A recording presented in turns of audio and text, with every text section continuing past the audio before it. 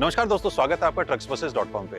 Trucks के reviews आपने काफी देखे होंगे, बसेस के रिव्यूज आपने काफी देखे होंगे, लेकिन आज के इस वीडियो में दिखाने वाले हैं कि ट्रक्स बनते कैसे हैं, बसेस बनती कैसे हैं, कैसे इनके इंजन बनते हैं, कैसे इनकी पेंटिंग होती है, कैसे सारे एग्रीगेट्स को जोड़ा जाता है और कैसे ये गाड़ी आपके नजदीकी शोरूम तक पहुंचती है।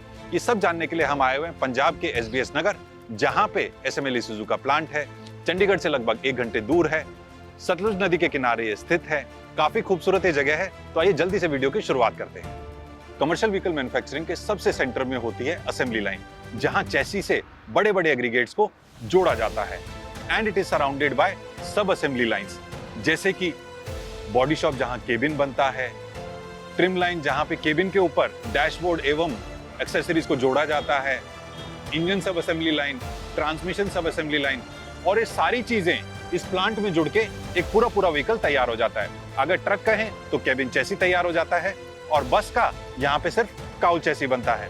इसके बाद में टेस्टिंग के लिए पीछे के एरिया में गाड़ी जाती है, जहाँ ब्रेक टेस्टिंग होती है, शावर टेस्टिंग होती है, और अगर गाड़ी सारे क्वालिटी चेक्स को पास करती है तो व्हीकल ओके टैगिंग होती है और इस ओर स्थित डिस्पैच एरिया में चली जाती है।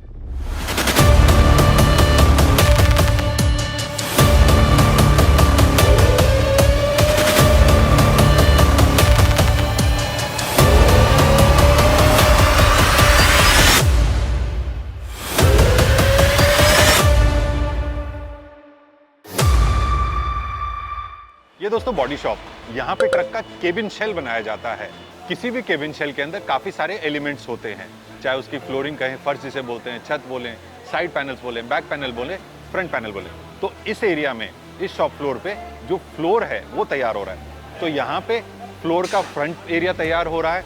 मेरे इस एरिया में, मेरे पीछे की ओर जो फ्लोर का पीछे का एरिया होता है वो तैयार होता है, और ये दोनों सब असेंबलीज इस एरिया में आती हैं, जहां पे अगले हिस्से को और पिछले हिस्से को जोड़ दिया जाता है और पूरा फर्श तैयार हो जाता है। शॉप फ्लोर के इस पोर्शन में जो छत होती है, रूफ होती है, उसका रीइंफोर्समेंट किया जा रहा है, उसकी मजबूती बढ़ाई जा रही है।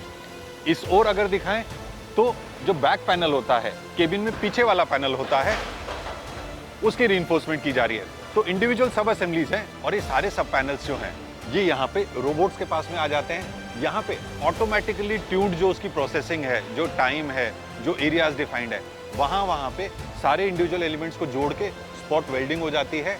आखिरी में फ्रंट पैनल जोड़ दिया जाता है और इस एरिया से बाहर निकल जाता है। केबिन शेल का बुनियादी ढांचा अब तैयार हो चुका है। PTCD एरिया में सबसे पहले बात करते हैं प्री ट्रीटमेंट की। ये जो पूरी लाइन चल रही है, इसके एंड में केबिन लिफ्ट होता है और पहली मंजिल पे सारे टैंक्स दिए गए हैं।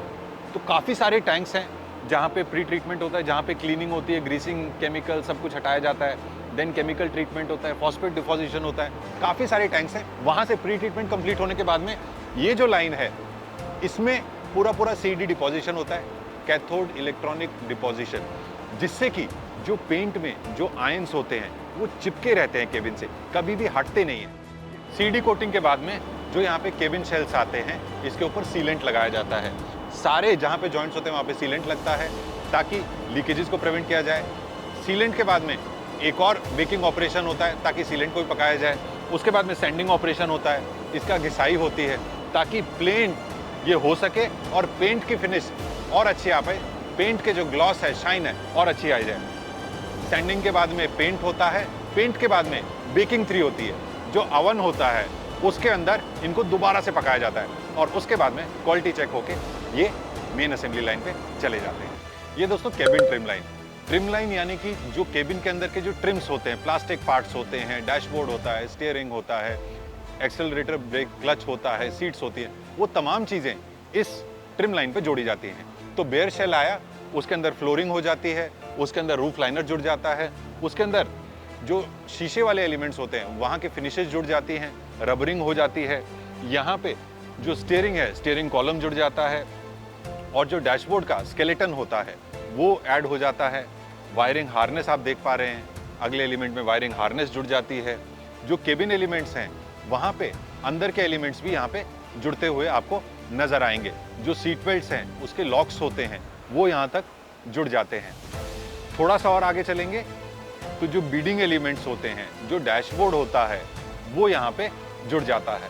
जो FRP का डैशबोर्ड हुआ, जो शीशा हुआ, जो बीडिंग हुई, जो हैंडल्स हुए, जो गियर लीवर हुआ, वो सारा जुड़ जाता है। यहाँ पे जो अंदर, जो दरवाजे के अंदर एक फिल्म लगाई जाती है ताकि पानी, डस्ट वगैरह ना जाए, जंग वगैरह लगने के चांसेस खत्म हो जाए।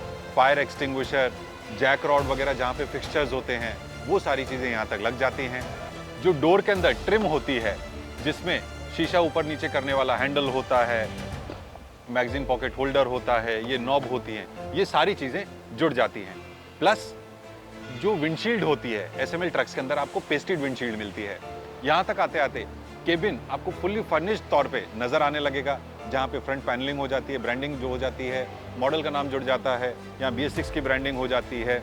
नीचे हेडलाइट्स भी आपको नजर आएंगी। यहाँ से ये जो फुल्ली ट्रिम्ड केबिन्स हैं, ये लिफ्ट की मदद से मेन असेंबली लाइन पे चले जाते हैं, जहाँ पे चैसी के साथ इन्हें जोड़ दिया जाता है। असेंबली लाइन की सबसे पहले शुरुआत होती है चैसी से।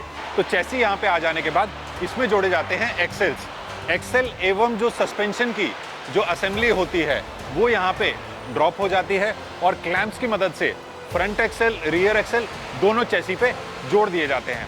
और यहाँ पे दोस्तों चैसी लिफ्ट हो रहा है EMS चैसी लिफ्ट की मदद से वॉकवे को पार करने के लिए। और हर एक चैसी के साथ में इस किस्म का ट्रैवल कार्ड चलता है, जिसपे उस गाड़ी की पूरी डिटेल्स होती हैं। लिफ्ट की मदद से ये चैसी आ गया मेन असेंबली लाइन पे, जहाँ पे एक ये प्री गाइडेड कन्वेयर बेल्ट है, एक प्री डिसाइडेड स्पीड के ऊपर चलता चला जाता है। चैसी असेंबली आगे बढ़ती चली जाती है और स्पेसिफाइड पॉइंट्स के ऊपर थोड़ी देर के लिए रुकती है, जहाँ पे उस पर छोटे छोटे आइटम जोड़ दिए जाते हैं और एंड ऑफ द प्रोसेस आपको एक ट्रक बना हुआ मिलता है। इस पॉइंट के ऊपर पूरी वायरिंग हार्नेस जोड़ दी जाती है, एयर ब्रेक्स जोड़ दिए जाते हैं, स्टीयरिंग से रिलेटेड रॉड्स वगैरह जोड़ दी जाती हैं। ये एग्जॉस्ट आफ्टर ट्रीटमेंट सिस्टम है, तो साइलेंसर असेंबली कह लें इसे शुद्ध भाषा में। तो ये सब असेंबली यहाँ पे जोड़ दी जाती है। और यहाँ आता है पहला बड़ा डॉजिंग पॉइंट, जो इंजन एवं गियरबॉक्स पूरी असेंबली है, जो कि एक सेपरेट लाइन के ऊपर बन के आया है, वो लिफ्ट की मदद से यहाँ पे ड्रॉप कर दिया जाता है, डॉज कर दिया जाता है। इस ओर अगर आपको सामने से दिखाएं तो इंजन के आगे रेडिएटर एवं इंटरकूलर असेंबली भी लिंक कर दी गई है। यहाँ पे स्टेबलाइजर बार जोड़ दी गई है, एंटी रोल बार आप इसे कहें, जो कि गाड़ी का बैलेंस बनाता है।